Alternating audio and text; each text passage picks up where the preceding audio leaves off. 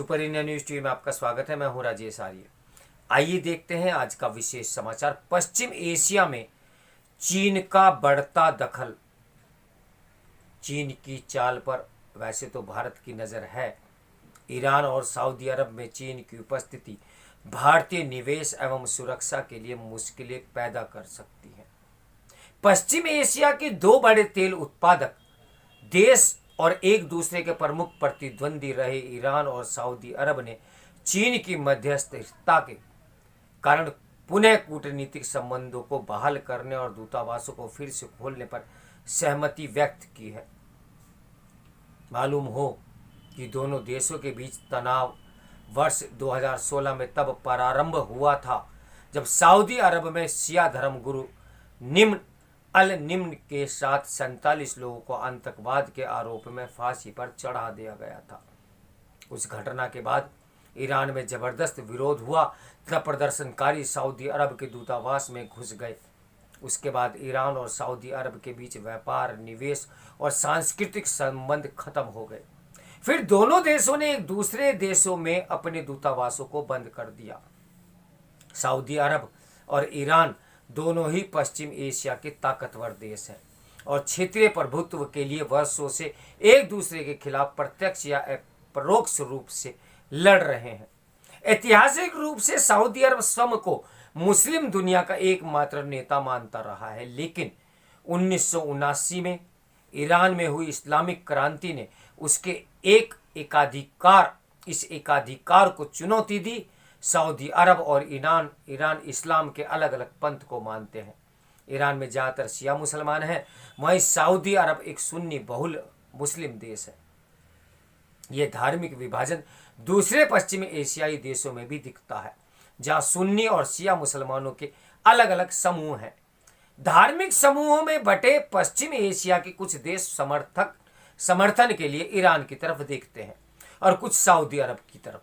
जाहिर है कि सऊदी अरब ईरान के इस संघर्ष को पश्चिम एशिया की स्थिरता के लिए समाप्त करने की आवश्यकता थी, क्योंकि यह न सिर्फ दोनों देशों के लिए बल्कि क्षेत्रीय शांति के लिए भी नुकसानदेह साबित हो रहा था। पश्चिम एशियाई क्षेत्र में चीन की दिलचस्पी रातों रात नहीं बढ़ी है। अपने वैश्विक भूमिका में विस्तार के लिए चीन कई अंतर्राष्ट्रीय योजनाएं चला रहा है। वन बेल्ट वन रोड परियोजना के माध्यम से चीन एशियाई और अफ्रीकी देशों में अपनी उपस्थिति दर्ज कराने के लिए प्रयासरत है। इसके तहत पाकिस्तान के ग्वादर बंदरगाह से ईरान के चाबहार बंदरगाह तक ढांचागत निर्माण को बढ़ावा भी दे रहा है। साथ ही नई सिल्क रोड के तहत चीन पाकिस्तान इकोनॉमिक कॉरिडोर की तर्ज पर तेहरान को जिनजियांग से जोड़ने जा रहा है। इससे चीन मध्य एशियाई देशों कजाकिस्तान, किर्गिस्तान, उज्बेकिस्तान और तुर्कमेनिस्तान में से होते हुए तुर्की के रास्ते यूरोप तक पहुंचने में सफल होगा। पश्चिम एशिया में चीन की बढ़ती भूमिका ने अमेरिका और रूस के लिए खतरे की घंटी भी बजा दी है।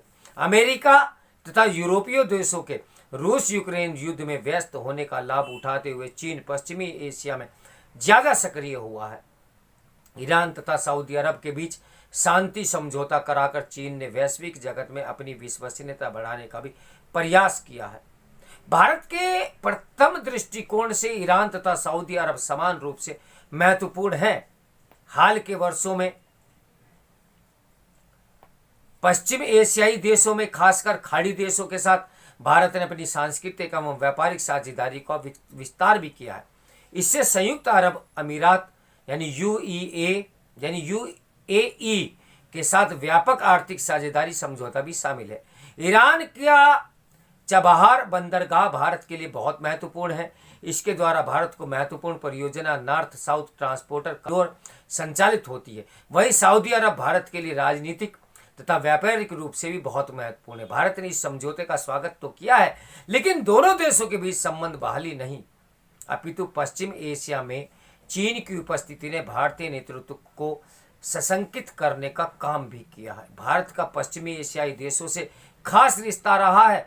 पश्चिम एशिया के देशों में बड़ी संख्या में प्रवासी भारतीय भी रहते हैं, जो हर साल लगभग 35 से 40 अरब डॉलर भारत भेजते रहते हैं, जबकि चीन नागरिकों की उपस्थिति इस क्षेत्र में काफ़ी कम है।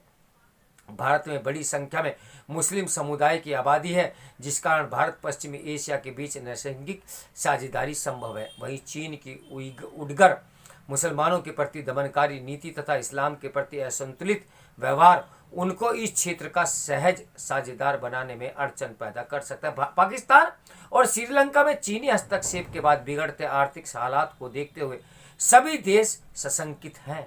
ऐसे में ईरान में चीन की उपस्थिति भारतीय निवेश एवं सुरक्षा के लिए मुश्किलें पैदा कर सकती हैं। भारत की मध्य एशिया तक जाने वाली पहुंच भी बाधित हो सकती है। चीन की तालिबान से वार्ता चल रही है। ऐसे में अफगानिस्तान में तालिबान का लंबे समय तक सत्ता में रहने का आसार बने रहे हैं, जिससे भारतीय हित प्रभावित हो सकते हैं। चीन की इस क्षेत्र में उपस्थिति भारतीय कंपनियों को ईरान और अफगानिस्तान में निवेश और व्यापारिक संभावनाओं का भी हतोत्साहित कर सकती है। यद्यपि ईरान सऊदी अरब की संधि के जरिए रूस तथा अमेरिका को पीछे छोड़कर चीन ने अपनी वैश्विक भूमिका प्रदर्शित की है, जिसके द्वारा चीन वैश्विक समुदाय का भरोसा जीतने का प्रयास तो कर ही रहा है, परंतु अभी यह अनुमान नहीं लगाया जा सकता कि इस संधि के बाद पश्चिम एशिया की भू राजनीति में कितनी स्थिरता आएगी।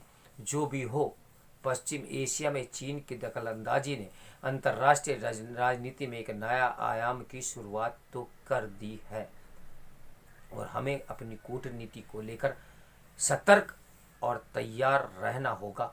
यही एक उपाय है। तो मेरे साथ बने रहे सुपर इंडिया न्यूज़ टीवी के ब्रेकिंग न्यूज़ के लिए। नमस्कार, मैं हूं राजेश आर्या।